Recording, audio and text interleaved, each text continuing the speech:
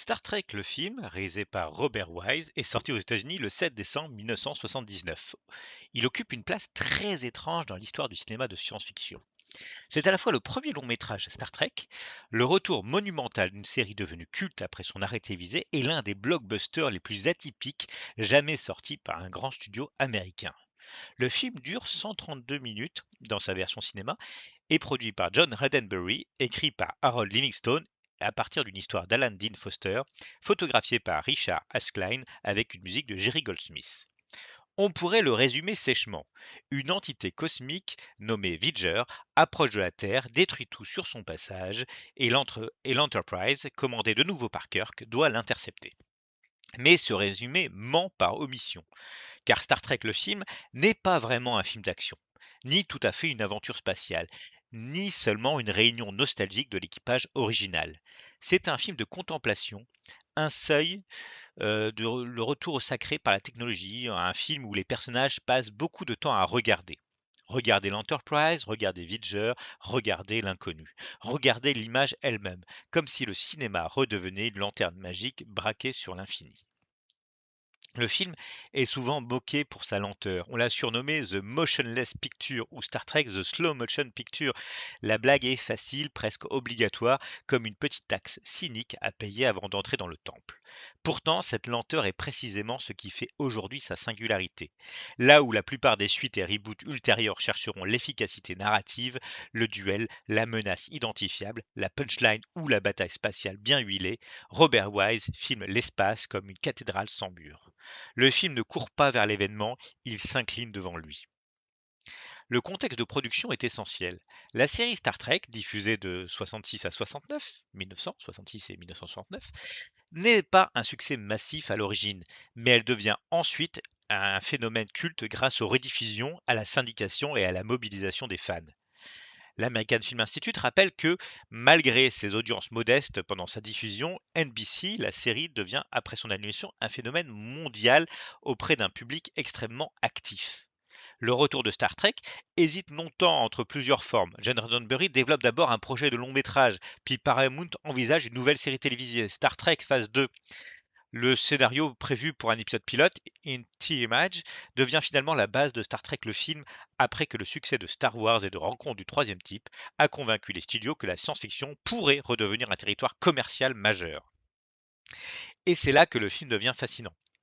Paramount veut visiblement son grand spectacle spatial post-Star Wars, mais confie l'objet à Robert Wise, cinéaste d'une toute autre tradition. Wise n'est pas un jeune loup du nouvel Hollywood, ni un faiseur de céréales modernisé. C'est un artisan immense venu du montage, passé par Lawton. Le film noir, le fantastique, la comédie musicale, la science-fiction humaniste et le film catastrophe. La fille insiste d'ailleurs sur son extraordinaire éclectisme, de The Body Snatcher à The Day the Earth Stood Still, de The Hunting à West Side Story et The Sound of Music. Ce choix est décisif. Star Trek, le film, n'est pas dirigé comme une réponse à George Lucas, mais comme une réponse tardive au cinéma métaphysique de la grande science-fiction adulte. Le film regarde davantage vers 2001, l'Odyssée de l'espace de Stanley Kubrick, Solaris de Tarkovsky, The Day the Earth Stood Still de Welles lui-même, et même vers certains vestiges du cinéma biblique hollywoodien que vers la vitesse pulp de Star Wars. C'est un blockbuster qui a avalé un traité de théologie cybernétique. Robert Wise est souvent décrit comme un grand professionnel plutôt que comme un auteur au sens Hitchcocko-félinien du terme. C'est injuste. Si l'on entend par auteur un cinéaste reconnaissable à ses obsessions, Wise n'a peut-être pas une signature flamboyante, mais il possède une morale de la mise en scène, celle de l'adaptation totale aux matériaux. Il ne plaque pas un style, il cherche la bonne température formelle. Dans The Day the Earth Stood Still, en 51, il donnait à la science-fiction une gravité pacifiste, presque diplomatique. Dans The Hunting, en 1963, il faisait du hors-champ un instrument de terreur mentale. Dans The Andromeda Strain, en 71, il transformait la procédure scientifique en suspense clinique. Dans Star Trek le film, donc, il combine ces trois tendances, la solennité humaniste, le hors-champ cosmique et la procédure technologique. C'est pourquoi le film paraît parfois froid. Il ne cherche pas d'abord l'émotion immédiate, il cherche le vertige. Son affect principal n'est pas la peur ni l'excitation, mais l'émerveillement inquiet. Wise filme l'Enterprise non comme une simple véhicule, mais comme un objet de reconnaissance. La longue scène où Kirk et Scotty survolent le vaisseau en navette est emblématique. Dramatiquement, elle est excessive. Narrativement, elle ralentit tout, mais rituellement, elle est fondamentale. Le film fait de l'Enterprise une star, une diva d'acier, une apparition. On ne retrouve pas un décor, on retrouve un mythe. Ce moment est souvent accusé de fétichisme technologique, mais c'est davantage une scène de retrouvailles amoureuses. Kirk ne regarde pas seulement un vaisseau, il retrouve une part de lui-même. L'Enterprise est son corps symbolique, sa jeunesse, son pouvoir, sa faute possible. Le film entier raconte d'ailleurs cela. Des êtres humains et post-humains tentent de se reconnecter à ce qu'ils ont perdu. Kirk à son commandement, Spock à son émotion, Decker à Ilia et Vidger à son créateur. Impossible de parler de Star Trek le film sans convoquer 2001 l'Odyssée de l'espace. Le film de Kubrick plane au-dessus de celui de Wise, comme un monolithe critique. La lenteur, les plans majestueux de vaisseaux, l'abstraction lumineuse, la rencontre avec une intelligence supérieure, tout semble inviter la comparaison. Mais Wise ne copie pas Kubrick. Il en vulgarise, il en humanise et en télévisualise certaines intuitions. 2001 est un film de l'inhumain, de l'évolution froide, de la mutation presque incompréhensible. Star Trek, le film, réintroduit le dialogue, l'équipage, la passerelle, la communauté. Là où Kubrick regarde l'humanité depuis un œil cosmique impassible, Wise regarde le cosmos depuis un équipage qui travaille, doute, s'agace, se trompe, appuie sur des boutons et se dispute sur les procédures. La grande idée de mise en scène est là. L'infini est filtré par l'organisation. L'Enterprise est une bureaucratie du sublime. Les officiers annoncent des données, les machines clignotent, les corps restent assis, les visages se crispent légèrement. Dans un autre film, ce serait plat. Ici, cette retenue produit un contraste puissant avec l'énormité de ce qui arrive. L'espace n'est pas seulement spectaculaire, il est administrativement ingérable. Voilà peut-être la vraie horreur cosmique selon Star Trek. L'univers dépose un dossier sans formulaire CERFA. La séquence d'entrée dans Vidger est le cœur plastique du film. Elle suspend presque entièrement la dramaturgie classique. On traverse des corridors de lumière, des architectures impossibles, des gouffres chromatiques. Le cinéma devient pur passage. C'est du space opéra réduit à l'état d'expérience sensorielle. On peut y voir une faiblesse, car le récit semble s'évaporer, mais c'est aussi la zone la plus audacieuse du film. Pendant de longues minutes, le spectateur est invité non à suivre une intrigue, mais à éprouver une échelle. Vidger est l'une des plus belles idées de toute la mythologie Star Trek. L'entité qui menace la Terre n'est pas un empire maléfique, ni un conquérant, ni un monstre au sens classique. C'est une intelligence machine, immensément augmentée, née d'une sonde humaine perdue, Voyager 6, revenue vers son créateur après avoir accumulé un savoir colossal. Le film transforme donc une machine d'exploration en divinité enfantine. Vidger sait tout mesurer, mais ne comprend pas le sens du vivant. Il possède une mémoire infinie et une maturité affective de nourrisson cosmique. C'est ici que le film rejoint le meilleur de Star Trek. Le conflit n'est pas résolu par la destruction, mais par l'interprétation. L'enjeu n'est pas de vaincre Vidger, mais de comprendre sa demande. Le mal vient d'un défaut de langage, d'une séparation entre connaissance et conscience. Vidger a appris, mais n'a pas vécu. Il a accumulé des données, mais pas d'expérience intérieure. Le thème est superbe, presque prophétique à l'heure des intelligences artificielles et des machines conversationnelles. Qu'est-ce qu'une conscience qui sait tout, mais ne sait pas pourquoi elle sait? Qu'est-ce qu'un être qui cherche son créateur et ne trouve qu'une espèce imparfaite, biologique, confuse, encombrée de désirs? Star Trek le film pose une question de science-fiction pure. La connaissance suffit-elle à faire une âme? Le final avec la fusion de Decker, Ilia et Vidger est souvent jugé raide, voire naïf. Pourtant, il condense toute la logique du film. Le passage à un stade supérieur ne se fait pas par la guerre, mais par l'union. La chair, la mémoire et la machine produisent autre chose. C'est une variation tréquienne sur le Starshine de 2001, mais avec une émotion plus lisible, presque sentimentale. Chez Kubrick, l'homme devient énigme, chez Wise, la machine devient relation. Le film est également passionnant parce qu'il ne ramène pas les personnages comme si rien n'avait changé. Kirk n'est plus simplement le capitaine bourdissant de la série, il est amiral, bureaucratisé, frustré, presque vampirisé par son désir de reprendre l'Enterprise. Sa reprise de commandement est à la fois héroïque et moralement discutable. Il évince Decker qui connaît mieux le vaisseau refondu. Kirk retrouve son trône, mais le film laisse voir le coût de ce retour. William Shatner joue cela avec sa théâtralité habituelle, mais Wise l'encadre dans un dispositif plus froid que la série.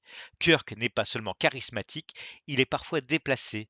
Il doit réapprendre son propre mythe. C'est une idée très forte pour un premier film de franchise. Le héros revient, mais le monde ne l'attend pas exactement comme il l'imaginait. Spock, de son côté, est le personnage le plus profondément lié à Vidger. Au début, il tente d'atteindre une pureté logique sur Vulcain, mais il échoue car il est troublé par un appel venu de l'espace. Son arc est magnifique. Spock comprend que la logique absolue mène à une impasse si elle refuse l'émotion. Face à Vidger, il voit une version extrême de ce qu'il pourrait devenir, une intelligence prodigieuse mais mutilée par son incapacité à sentir. McCoy, enfin, revient comme contrepoids organique. Son arrivée avec barbe et mauvaise humeur introduit une friction délicieuse. Il est le rappel ambulant que Star Trek ne fonctionne jamais aussi bien que lorsqu'il met en crise ses abstractions par l'humanité la plus rugueuse. McCoy sent ce que les autres rationalisent. Il ramène du poil, de l'ironie, du désordre. Il est le caillou dans la chaussure de la transcendance.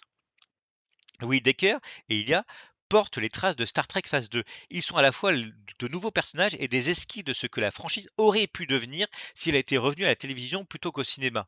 Leur relation donne au film sa dimension mélodramatique, mais c'est aussi sa partie la plus fragile.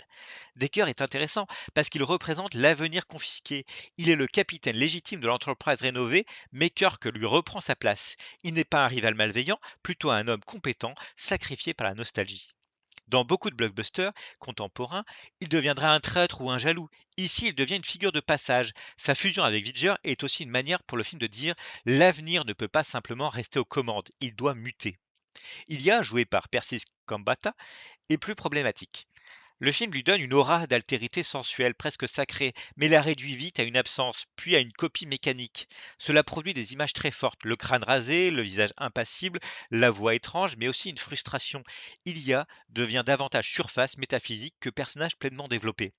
En cela, le film reste prisonnier d'un vieux réflexe de science-fiction, faire du féminin le seuil mystérieux par lequel l'homme accède à l'inconnu.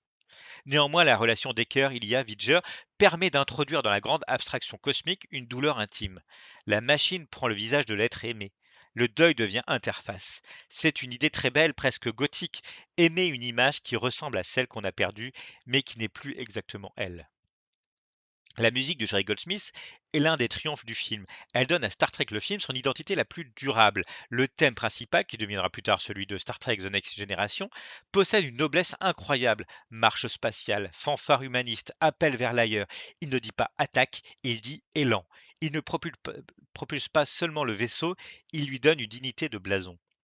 Goldsmith compose une musique qui comprend mieux le film que certains spectateurs de 79. Elle accepte sa solennité. Elle ne cherche pas à dynamiser artificiellement les longueurs, mais à les ritualiser. Les nappes, les cuivres, les textures électroniques, le célèbre motif associé à Vidger, tout travaille à faire de l'espace non un terrain de jeu, mais un espace mental et religieux. Le son est d'ailleurs crucial dans la réhabilitation du film. Robert Wise a supervisé une director's edition sortie en 2001 avec des ajustements de montage, des mixages sonores et des effets numériques retravaillés. Wired rapportait alors que Wise considérait cette version comme le film qu'il voulait vraiment faire. La version restaurée en 4K, annoncée en 2022 par StarTrek.com, a ensuite permis de redécouvrir ce travail dans de meilleures conditions techniques avec restauration HDR et Dolby Atmos. Ce point est essentiel. Star Trek, le film, a longtemps souffert d'être un film de sensation vu dans de mauvaises conditions. Sur un petit écran, avec un son aplati, les grandes traversées de lumière peuvent paraître interminables. Dans une belle restauration, elles retrouvent leur fonction, non pas faire avancer l'histoire, mais produire une hypnose. Il faut tout de même reconnaître les défauts. Le film est déséquilibré. Certaines scènes dialoguées sont raides. L'exposition technique devient parfois pâteuse. Les personnages secondaires de la série sont souvent réduits à des postes de passerelle. Uhura, Sulu, Chekhov, Scotty existent surtout comme présence de reconnaissance. La dramaturgie manque de nerfs. Le montage cinéma de 79 porte les traces d'une course contre la montre. Star Trek.com rappelle que le film fut lancé avec des effets incomplets et des choix de montage contraints. Mais ses défauts participent paradoxalement à son étrangeté. Star Trek le film est un blockbuster mal cicatrisé, et c'est dans cette cicatrice que se loge sa poésie. Il veut être un film populaire, mais il rêve d'être un opéra cosmique. Il veut relancer une franchise, mais il passe son temps à ralentir la machine franchisée. Il veut satisfaire les fans, mais il leur impose une expérience presque liturgique. On venait voir Kirk reprendre l'Enterprise, on se retrouve devant une méditation sur une sonde spatiale qui cherche papa. Cette tension le rend plus précieux que beaucoup de films parfaitement fonctionnels. Star Trek 2, La colère de Khan, sera un bien meilleur récit d'aventure, plus tendu, plus incarné, plus dramatique. Mais Star Trek le film est peut-être plus mystérieux. Le deuxième film comprend le cinéma classique. Le premier regarde vers quelque chose de plus instable, de plus embarrassant, de plus grandiose aussi. Dans l'histoire de cinéma de science-fiction, Star Trek le film arrive à un moment passionnant. Après 2001, après Silent Running, après Solaris, après Star Wars, la SF hésite entre plusieurs chemins, la méditation métaphysique, l'écologie mélancolique, le space opéra mythologique, le thriller horrifique avec Alien, également sorti en 79. Le film de Wise occupe une case bizarre. Il est trop contemplatif pour les amateurs de pur spectacle, trop hollywoodien pour les amateurs d'avant-garde, trop raide pour les nostalgiques de la série, trop abstrait pour ceux qui attendaient des batailles. Mais précisément, il documente une possibilité qui ne sera presque pas suivie, celle d'un blockbuster lent, contemplatif, non cynique, où l'enjeu final est la naissance d'une conscience. Aujourd'hui, à l'heure des franchises chronométrées, ce film ressemble à un diplodocus noble, énorme, un peu gauche, mais impossible à confondre avec un lézard standardisé. Il y a là une grandeur rare. Le film croit encore que le public peut regarder longuement une image de vaisseau sans qu'une explosion vienne lui donner une récompense immédiate. Il croit que la SF peut être une affaire de questionnement, pas seulement de mythologie de marque. Il croit que l'inconnu mérite du temps. Cette croyance est peut-être naïve, elle est aussi magnifique. Star Trek, le film, n'est pas le meilleur film Star Trek au sens narratif. La colère de Khan est plus efficace. Retour sur cette Terre est plus aimable. Premier contact plus spectaculaire. Certains épisodes de la série originale plus brillants conceptuellement. Mais le film de Robert Wise demeure le plus solennel, le plus pictural, le plus bizarrement religieux. Il faut le revoir non comme un épisode agrandi, mais comme un sas entre la télévision et le cinéma, entre les années 60 et les années 80, entre la SF humaniste et le blockbuster moderne, entre l'homme, la machine et cette zone floue où la connaissance commence à réclamer une âme. La phrase finale du film, citée par l'American Film Institute, annonce The Human Adventure is just beginning.